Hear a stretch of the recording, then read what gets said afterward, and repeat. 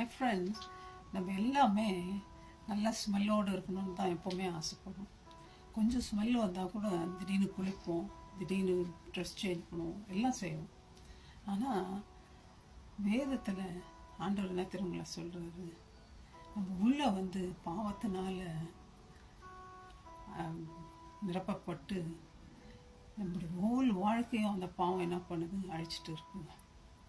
ஒரு நாய் எக்ஸாம்பிளுக்கு எடுத்தால் கூட அது போய் நல்ல சேத்துல விழுந்துட்டு வந்துட்டுன்னா பயங்கர ஸ்மெல் அடிக்கும்.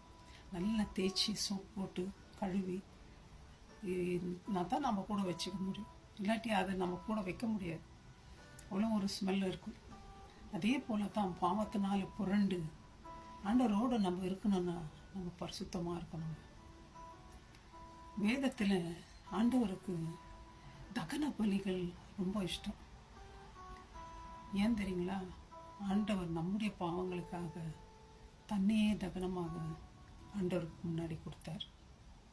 அந்த தகன பலியை தான் நம்மத்திலிருந்து எதிர்பார்க்குறேன். என்ன தகன பலி? அது நம்முடைய உள்ளான மனுஷனுக்கு நம்ம சாகணும். தகன பலின்றது அந்த ஆல்டரில் வைப்பாங்க, பாவ நிவாரண பலின்னு நிறைய பலிகள் இருக்கு. அதில் கம்ப்ளீட்டாக அந்த விற்கிற அனிமல் எரிஞ்சு அதனுடைய ஆவி மேலே போகும். அந்த எரிஞ்ச இது புகை அப்படியா அந்த ஓல் இதுவும் பேர்ன் ஆகுறது. அதை தான் தகன பலி. நம்ம ஓல் ஆத்துமா ஆவி எல்லாத்தையும் ஆண்டவருக்காக ஒப்பு கொடுத்துருக்குறோமா, சாக்ரிஃபைஸ் பண்ணியிருக்கோமா. சாலமன் அந்த காலத்தில் 1000 தகன பலிகளை ஆண்டவருக்கு செலுத்தினார் பார்க்குறோம், பர்ன்ட் ஆஃபரிங். மேரி மேக்தலின் விலையுந்த பரிமள தைலத்தை ஆண்டோட பாதத்தில் போட்டு அந்த வீடு முழுவதும் அந்த வாசனையினால் நிறந்ததுன்னு பார்க்குறோம். காயின் ஆபேல் பலி செலுத்துகிறாங்க ஆண்டவர். ஆண்டவர் ஆபேலினுடைய காணிக்கையை ஏற்றுக்கிறார். ஆனால் காயனுடைய காணிக்கை ஆண்டவர் ஏற்றுக்கல. அதே போல் நோவா வேலையிலேருந்து வெளியே வந்தோன்னே ஆண்டவருக்கு தகன பலியை செலுத்துகிறார். ஆண்டவர் அதை முகர்ந்தார் பார்க்குறோம். ஆபேல்